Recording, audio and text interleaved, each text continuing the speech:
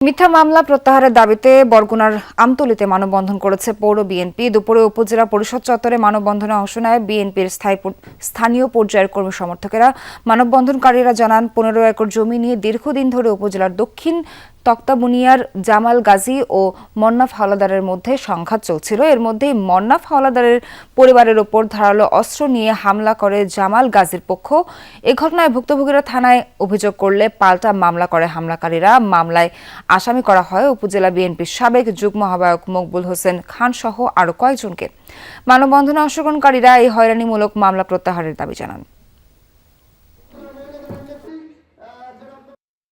নির্বাচনের কারণে তার কাছে হয়তো একটা পক্ষ আসে সালিসির জন্য বা পরামর্শের জন্য আসে।